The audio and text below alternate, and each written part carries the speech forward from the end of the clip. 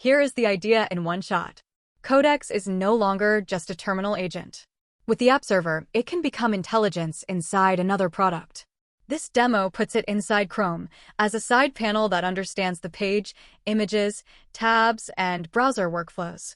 Our current setup takes the same local-first idea further.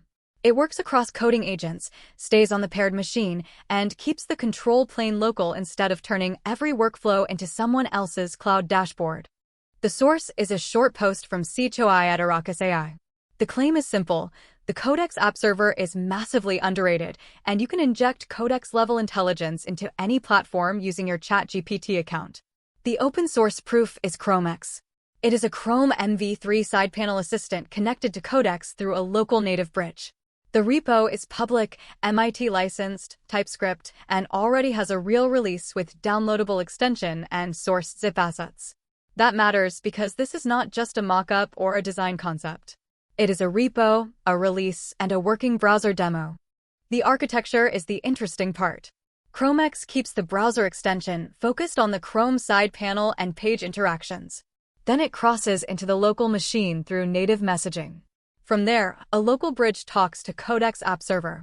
The README describes the boundary as Chrome extension, native messaging host, local bridge, then Codex app server. That split keeps the extension from owning long-lived secrets. Authentication is handled by the local Codex flow, and the extension does not store raw OpenAI API keys or ChatGPT tokens in Chrome storage. In practice, the browser becomes the surface, while the agent runtime stays local. The demo starts on X, looking at Sam Altman's profile. Chromex is not just reading a paragraph of text. It selects visual content and sends an image editing instruction through Codex. The visible panel says Codex is running the image edit, and the selected item opens in an editor view. That is the first useful signal. The side panel can pass browser context into a tool workflow. Then the demo jumps to YouTube. The page stays visible while the side panel summarizes the video, pulls timestamped moments, writes a conclusion, and suggests follow-up production tasks. This is where the side panel format makes sense. The source stays on screen, and the assistant works beside it instead of replacing it. The middle of the clip is a tour across real browser surfaces. On X, it works against image posts and product-style visuals. On an OpenAI article, the panel summarizes the page and prepares an infographic-style workflow from the visible content. In Gmail or a document-like page, it drafts a response from the context already on screen. Then it moves into Korean language X content, with selected text, tool output, and a prepared draft for a composer without publishing. The important point is not that every one of these is a finished business workflow. The point is that the browser is becoming a runtime surface for agents. Page text, screenshots, selected images, and current tabs can become inputs to the same local agent loop. That is a much stronger direction than a generic floating chatbot because the source material, the action, and the response all stay in the same working context. The README makes the product boundaries pretty clear. Chromex can chat with the current page, selected tabs, screenshots, uploaded files, PDFs, Office files, images, voice input, and browser history when the user requests it. It has site-aware suggestions for YouTube, news, research, mail, collaboration, notes, task tools, shopping, and travel. The install path is also honest.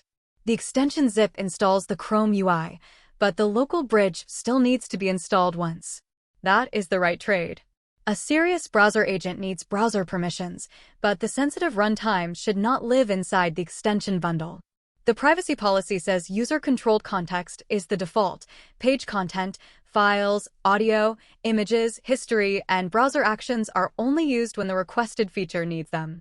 Quick note from our stack, this pattern is why conductros.com exists.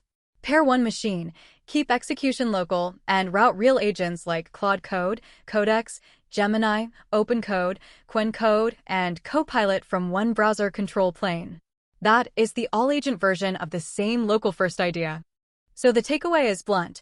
Codex App Server turns Codex from a terminal-only workflow into infrastructure other apps can build on. Chromex proves the browser version of that idea. It is open source, local bridge-based, and already useful for page-aware work. The limitation is also clear. You still have to install the extension, install the local bridge, and understand the permissions you are granting. But that is the price of doing this honestly. If you want Codex inside Chrome, check the Chromex repo. If you want the broader, fully local, all-agent control plane, go to conductros.com and pair one machine. That is where this whole pattern is headed.